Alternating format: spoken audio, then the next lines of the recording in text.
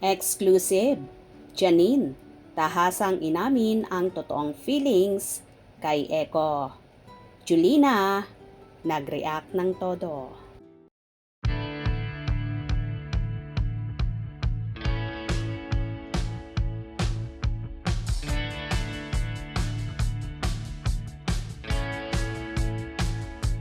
Kamakailan ay nagbahagi ang Netflix Philippines ng video ng mga cast ng sikat at hit seryeng Lavender Fields na sina Janine Gutierrez, Jericho Rosales, Julina Magdangal, Jody Santa Maria at Mr. Edo Manzano.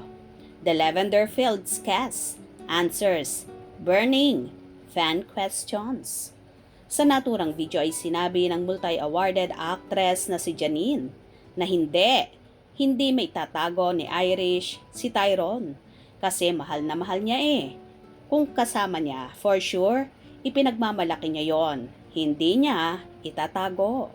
Kung saan sumundot naman si Julina ng parang si Janine ang nagsasalita. Hindi maitatago ni Iris si Tyrone. Kasi, mahal na mahal niya eh. So, kung kasama niya, for sure, pinagmalaki na niya yun. Hindi niya itatago. Tsaka pinamukha. Well, mukha namang talagang totoo ang sinasabing yon ni Nini na mahal niya talaga si Jericho in real life. Base na rin sa nakikita sa kanila at sa kilos at galawan ng Econin. Samantala, narito naman ang kilig komento ng mga kafanihan. Parang kinikilig ang lahat sa sinasabi ni Irish. Ha ha ha ha. Yes sis, kilig to the max na to. Kapag mahal mo, ipaglalaban mo. Vraba, Irish. Plus, hawak si Tyrone. Wow, love Econin. Grabe, kilig at ganda talaga ng Lavender Fields. Irish, sila na lang sana. Ha ha ha ha. Love it, Miss Jolens. Ang galing mong mangbuking. Irish speaking herself. Mahal na mahal ka daw Eko ni Janine. Este ni Irish, si Tyrone. Team Tyrus lang sana. Sila ng dalawa sa ending at bat. Madali yata magwawakas. Alam mo, may mapapanood na movie kay Janine. Si Eko naman sana.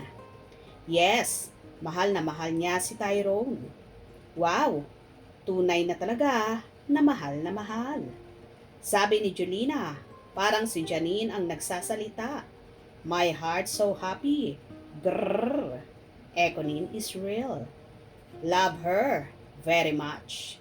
Irish. Econin lang sa kalam.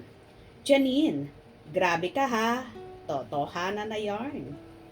Econin, sila lang dapat. Anyway, hindi naman talaga may ikakaila ang sweetness at lambingan ng Econin na marami ang nagsasabi na talagang magkasintahan na sila.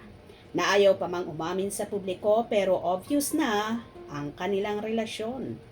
Maging happy na lang tayo sa dalawa kung ano ang nakikita natin sa kanila at huwag nang pilitin pang umamin sa publiko. Malay naman natin, gusto lang nilang maging pribado ang buhay pag-ibig nila para di nababahiran ng anumang issue. Ang importante, alam ng lahat na happy sila sa isa't isa at totally in love. Kung nagustuhan nyo ang video na ito, comment down below.